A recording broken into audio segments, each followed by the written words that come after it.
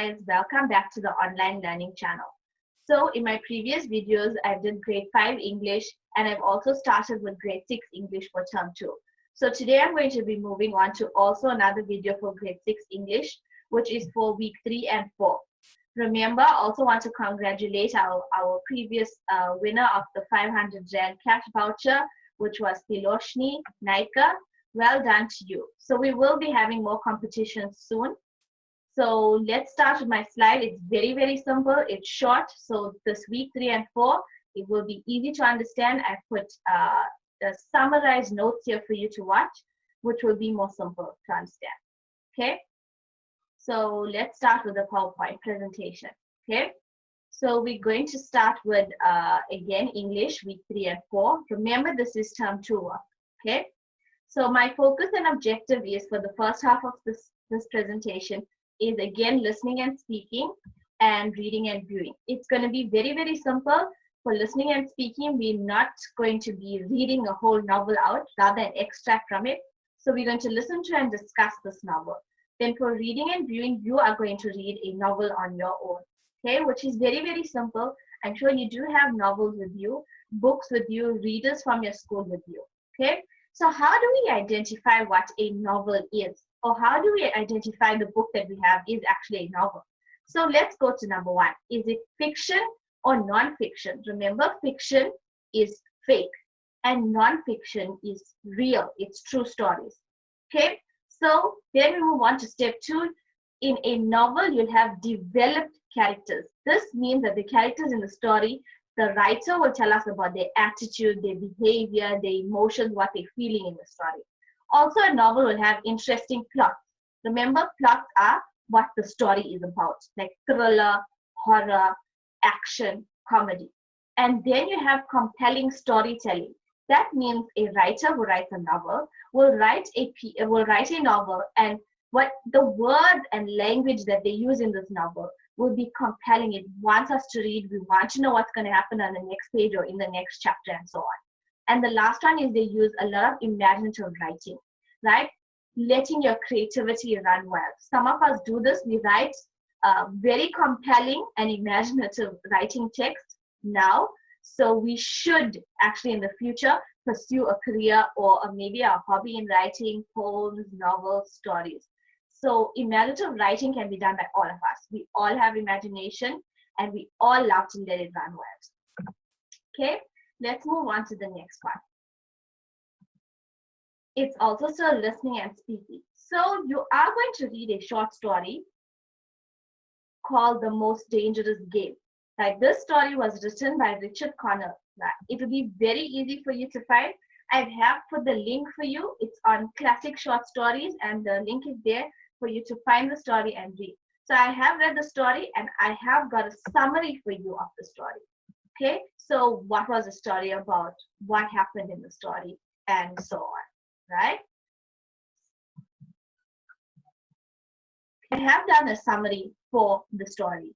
The story was very, very scary, very thrilling, very exciting. So the summary of the story was, a man who was lost at sea swims to an island owned by General Zaphov. Okay, so in the story there was a man who was one of the characters, and he went to an island that was owned by this General Zaphov. The two bond over their love of hunting, so they both love to hunt. But General reveals that instead of animals, he hunts people. Now that line will tell us the most dangerous game, where he says he's hunting people. The title of the story itself will tell us that this is about people maybe losing their lives. The general will not let the man leave the island unless he agrees to letting General Zaphov hunt for him. So the general says, I will not let you leave this island until you let me hunt for you. Let me find you. And he says, if we can elude him for 3 days, he is free to go. So General Zaphov says to this man, you need to go on this island wherever you want and give me 3 days. If I don't find you within 3 days, then you are free to go. So the most dangerous game, this is really a dangerous game for all of us. Losing our lives is the most dangerous thing ever. So that was the summary of the story. It's very exciting, very easy to read, very easy to understand. So please, guys, go read The Most Dangerous Game. It's there on my link, and then we can move on to the next step. So now we're going to go on to reading and viewing. Okay, learners are to read a short novel or story from a reader, which the school would have given you guys. So please, some of you have readers at home. If you don't have readers at home, it's fine. Google short stories. There are many stories on the internet, guys. Learners then discuss the story in 3 to 5 sentences, basically giving a summary of what happened. So after you choose a story that you want to read, a short story or a novel, or an extract from a novel, whatever you want to read, or a short story from the internet, after you've done with that, discuss the short story in 3 to 5 sentences. Tell your brother or your sister about it. Tell your mom or dad about it, or your granny or your granddad. Or if there's no one, everyone's busy, tell it to yourself in the mirror. Get the summary of the story, remember it. Okay? Then we're going to remember our summary must answer these following questions, which is who, what, where, when, and why. Remember in your summary. So after we read our short story, in a summary that we're going to say verbally in 3 to 5 sentences, we need to answer these questions. Who is the story about? What is happening in the story? Where is it happening? When is it happening? And why did it happen? Okay, it's very simple. You can do that on your own. Right, now we're going to go on to the purpose of reading. Why do we read? Why is reading important? Why do teachers and our parents tell us to read all the time? Number one, for general comprehension, to read and understand whatever's in the text, to build vocabulary, to learn how to spell more words, to learn how to spell words better, to not make any mistakes, to learn from text, to write, which means searching for info needed for writing, and for enjoyment. So please, guys, we write. There's more purposes for reading. So these are just a few that I thought were very important. Okay, building comprehension, building our vocabulary, learning from the text that we read, using the text that we read to go into writing, and basically also for enjoyment. We love to read, it's our hobby, and we use it for enjoyment. Okay, now we're going to move on to the second part of my video, which is language and of course writing. Okay, for language, we're going to focus on verbs with finite and infinitives, which is non-finite. Past, present, future, past, present, and future, continuous tense, and punctuation. Remember, punctuation is just a carryover from grade 4, from grade 5, even from term 1 in grade 6. So I'm not going to focus on punctuation. I am going to focus on the first two. Remember, punctuation is very easy. If you're still having problems, you're most welcome to download my worksheet and complete those examples. Then for writing, you are going to write a book review, which is a review on a story or a novel that you will read. Okay, so let's go on. What is a verb? A verb is an action or doing word. We know that. We learned that, I think, in grade 2 or 3. So it's an action or doing word. For example, sit, stand, eat, or jump. Those are action words. We have to do those things. Example number 1. John will stand to greet his teacher.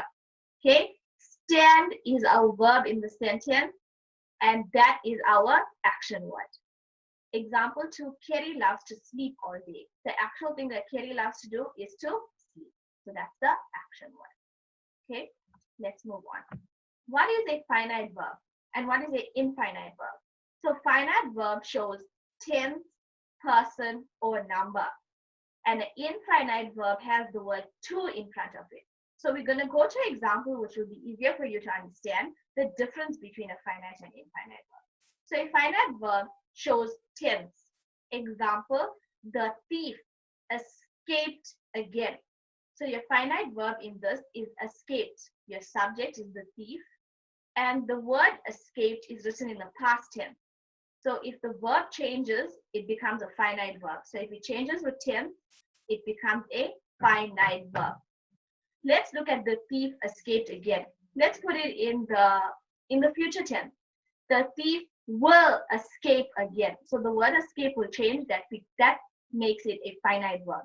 If the verb changes with tense, place, or number, it's a finite verb. Okay? Then we got present tense. Sarah is crying with joy. Is a finite verb. I'll tell you why.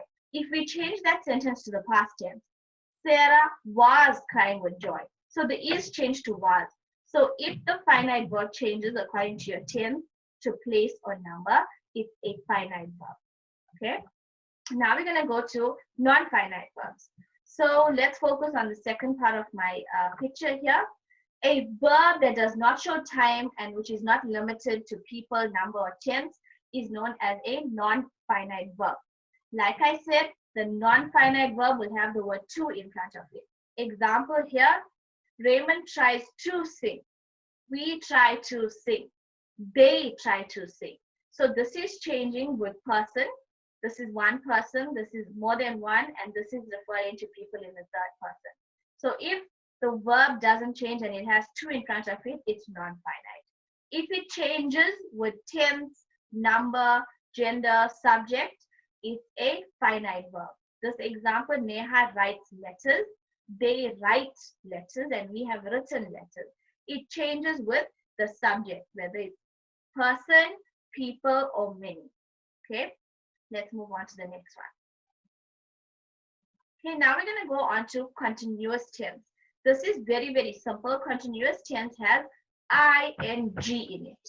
Okay, we use the present continuous tense to show actions that are happening now. It's also like present tense. It's just that the word is, if there's a word in a sentence that has ing in it, right?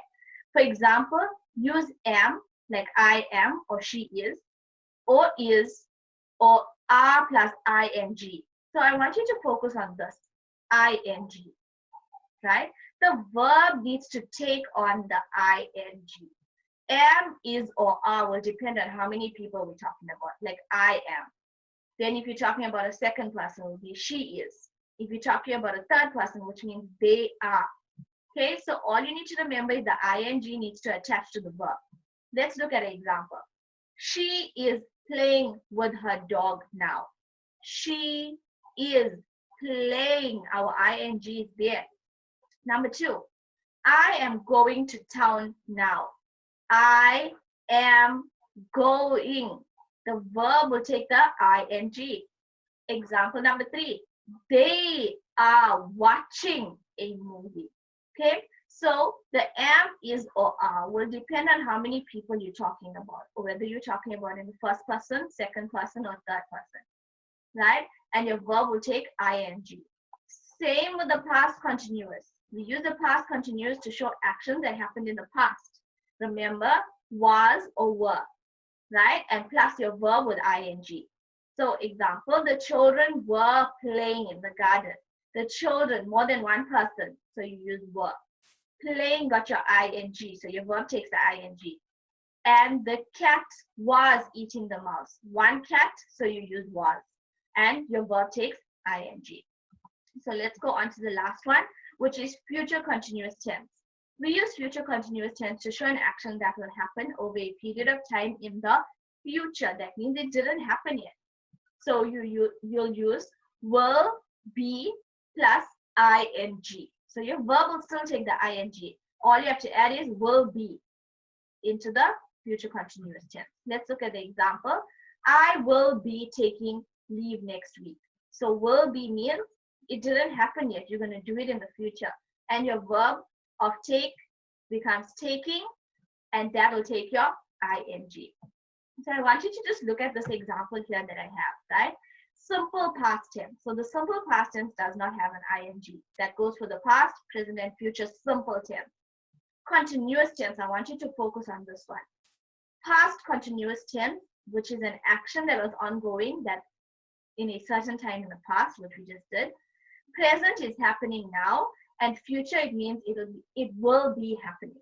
So remember, for continuous tense, you'll keep your ing attached to your verb, and you'll change it to either past, to your present, or to your future. So continuous tense is very, very simple, guys. Just remember verb attached to ing.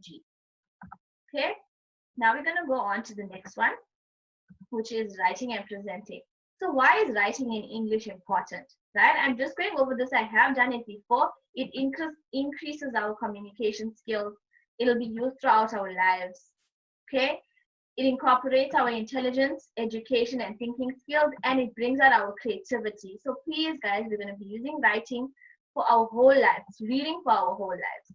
So for writing and presenting, do not forget, I'm just going over the simple steps of the writing process, which is brainstorm ideas using mind maps. Okay, I am going to show you an example of a mind map.